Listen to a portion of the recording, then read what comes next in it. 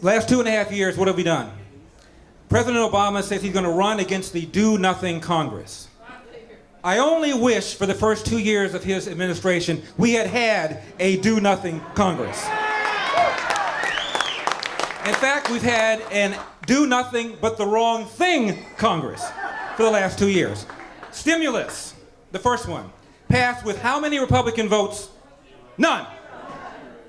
Obamacare, passed with how many Republican votes? None. Yet this is a do-nothing Congress.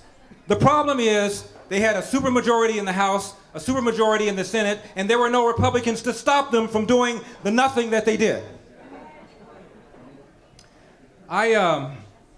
My dad passed away this year. My father was 2 months short of his 96th birthday. My father was a Republican. And my father and my mom, who was a Democrat, used to argue over the kitchen table about politics, about taxes, about spending. And when I was young, I sided with my mom. The older I got, the more sense my dad made.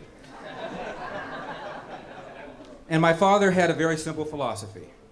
He believed that hard work wins. You get out of life what you put into it. Before you blame somebody else, look in the mirror and ask yourself whether or not there's anything that I could have done to have improved the situation. And my father also said, no matter how hard you work, no matter how good you are, sometimes things will go wrong. And when those things go wrong, that's when I will know whether or not your mother and I raised a man. He was a great man. And my father believed that the Democratic Party was a party that says, here's something for nothing. And my father always believed when you got something for nothing, you ended up usually getting nothing for something. I don't want us to underestimate the journey in front of us. I know that President Obama is unpopular right now. His numbers are in the low 40s. We have 9.1% unemployment. We've had virtually no GDP growth the last several quarters.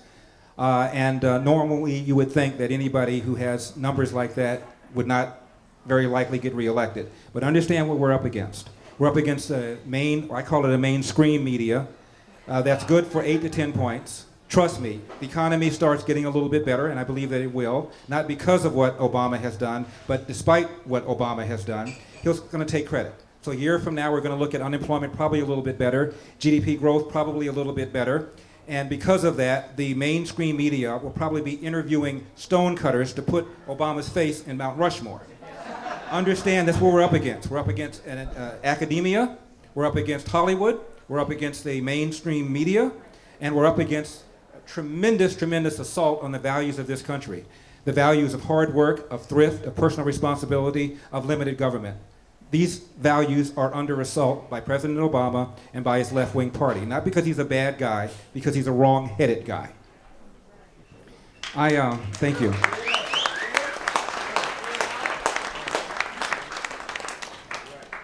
When I hear people attack the Tea Party, for example, and I've spoken at a number of Tea Party rallies, maybe I'm getting a little older, sometimes it's hard for me to connect the dots, but how is it the Tea Party is racist?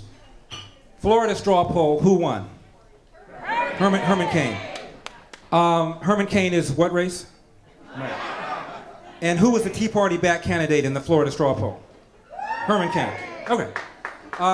The black man who ran as a Republican for the House district seat in Florida is Allen West. Who backed Allen West? Tea Party. Black man who ran for Congress, South Carolina. District was what, 80% or so white? Tim Scott. Who backed him? Tea Party. So the Tea Party backs Herman Cain, Allen West, Tim Scott, but they're racist. The Tea Party will do anything necessary to get a black man out of office so that he can be replaced by a black man. It's kind of like the Klan is looking for a new imperial wizard and they draft Al Sharpton. A little unlikely.